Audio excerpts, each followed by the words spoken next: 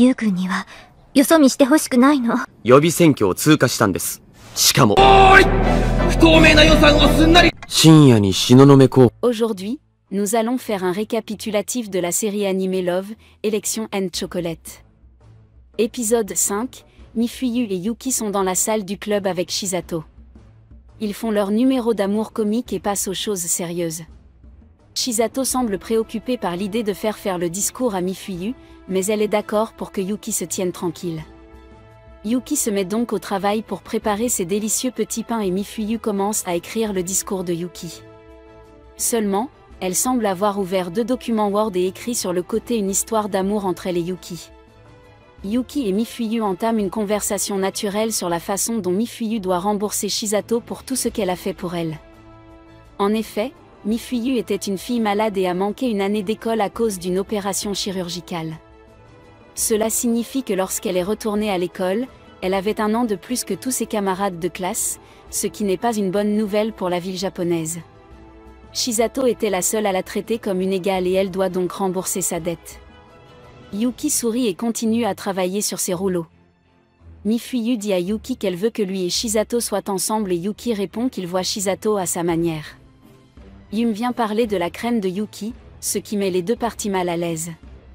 Madame Azuki vient flirter avec Yuki mais s'en va rapidement lorsque Mifuyu apparaît.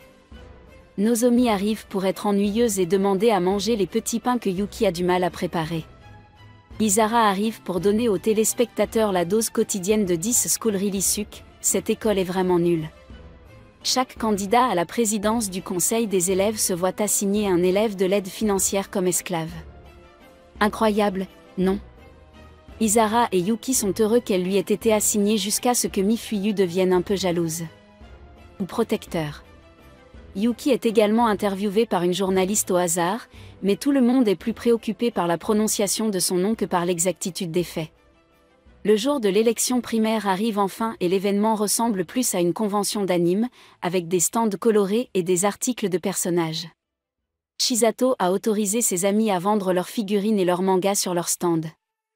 Lorsque les portes s'ouvrent pour la première fois, tout le monde se précipite vers les stands des candidats principaux pour obtenir leurs articles, y compris Eki. Shisato remarque que les stands principaux ont de très bons articles.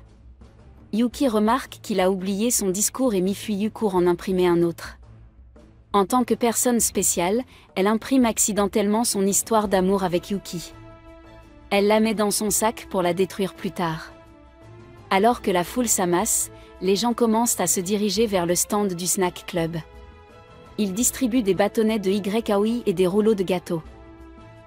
Ki et Shisato se présentent au hasard déguisés en personnages de Madoka pour pouvoir faire payer plus cher les rouleaux de gâteaux et les tickets photos. Yum se présente ensuite déguisé en personnage de Madoka et veut faire des scènes de Y-Aoi avec Yuki pour que les fans de Y-Aoi les soutiennent. Après toutes ces folies, Mifuyu arrive et Yuki se rend dans la salle d'attente pour faire son discours. Mifuyu se comporte un peu différemment mais Shisato est trop occupée à faire semblant de ne pas être amoureuse de Yuki. Yuki arrive dans la salle d'attente où Moeji attend également pour faire son discours. Moeji dit que Yuki devrait le soutenir après les primaires car ils ont le même objectif de battre Satsuki. Yuki s'insurge que Moeji pense qu'il ne passera pas les primaires. Alors que Yuki se prépare à faire son discours, Mifuyu remarque qu'elle a donné à Yuki l'histoire d'amour et non le discours. Épisode 6, Mifuyu panique à l'annonce du prochain discours de Yuki. Elle court pour lui donner la bonne copie du script mais elle s'évanouit ou a un malaise, car elle s'écrase au sol. Il s'avère que Yuki n'était pas la prochaine à présenter son discours et que c'était le tour de Moeji. Moeji prend la parole et fait son grand discours qui consiste principalement à souligner qu'ils essaient de renverser l'administration actuelle et que pour ce faire, ils ne peuvent pas voter pour Satsuki car elle aurait dû mieux contrôler le budget.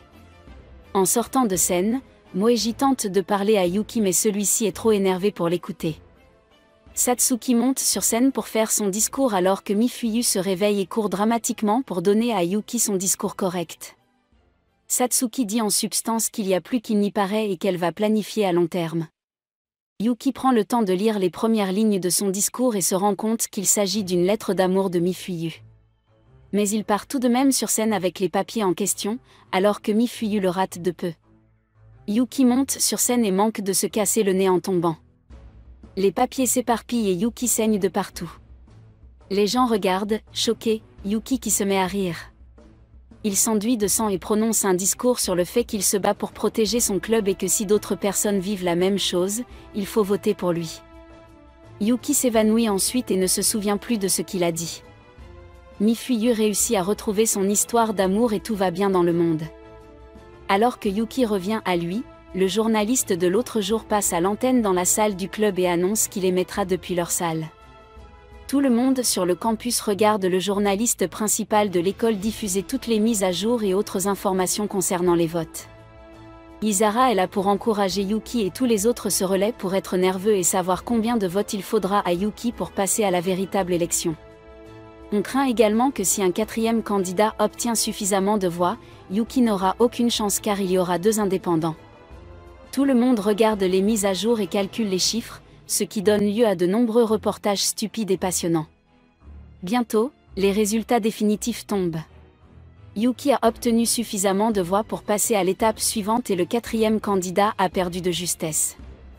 Les amis bizarres de Shizato rendent ce moment spécial en lui donnant un peu de l'argent qu'ils ont gagné en vendant des mangas et des figurines.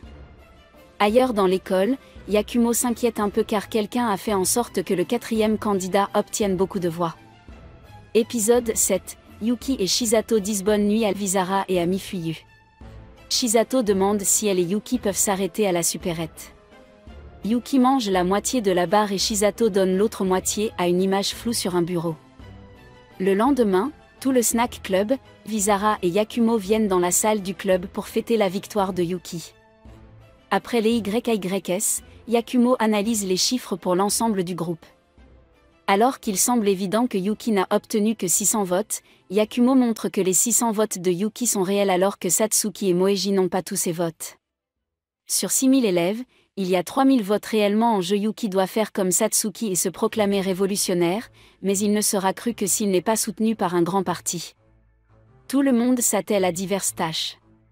仕事できる男は違うって感じ。そこで一発ビシッと決め台詞が欲しい。Ce qui serait un excellent trait de caractère pour un mari. Yuki se coupe le doigt et laisse Isara aspire le sang. Lorsque plusieurs personnes les surprennent ensemble, Isara explique que c'est ainsi qu'elle aide ses frères et Shizato fait une mini-dépression dans sa tête. Elle voit un jeune garçon et une barre de chocolat se faire renverser par un camion. Les gens se remettent rapidement au travail et tout semble aller pour le mieux. Plus tard, Yuki essaie de prendre un bain de source chaude relaxant seule lorsque Shizato entre. Elle reste assise là, gênée, pendant un moment, mais heureusement Yum entre dans le bain et Shizato, triste, est obligée de s'enfuir. Il voit Satsuki et Madame Azuki en train de se disputer à propos d'un problème familial. Yuki s'excuse d'avoir interrompu un moment familial mais Madame Azuki le taquine et s'éloigne. Satsuki sent qu'il se passe quelque chose et Yuki se dit que tout le monde est fou et tente de s'enfuir.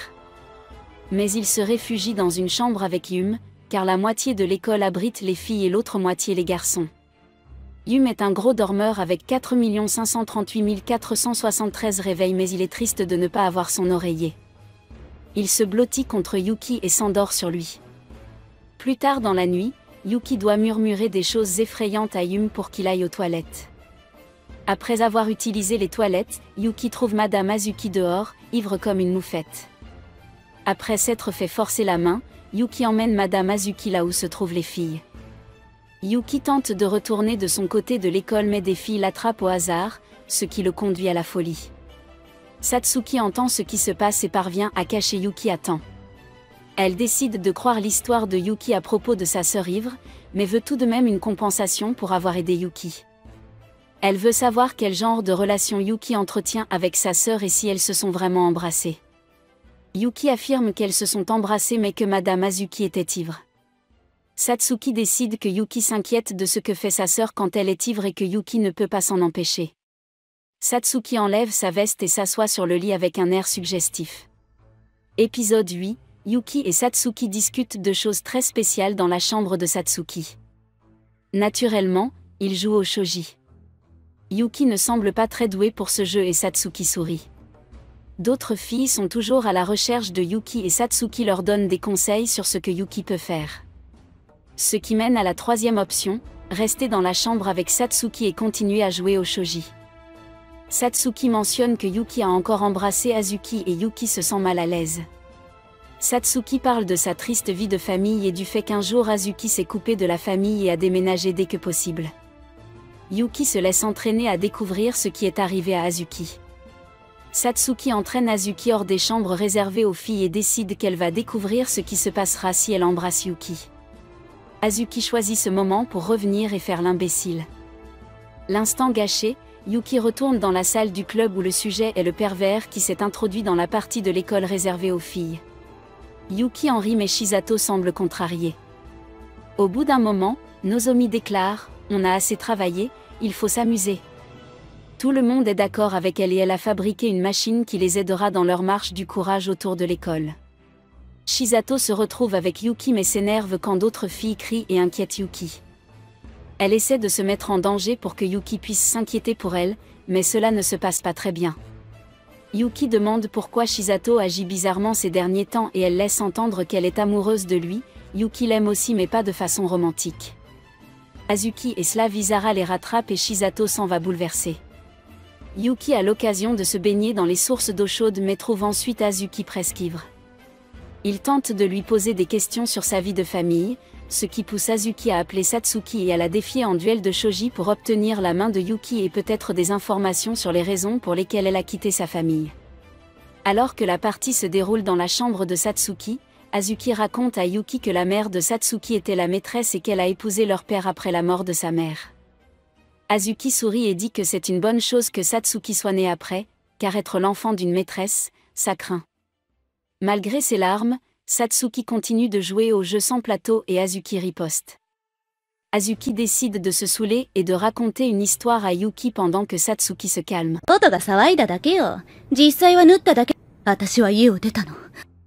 Mais il s'est avéré que son groupe sanguin était rare et que la personne avec laquelle elle était compatible était la mère de Satsuki.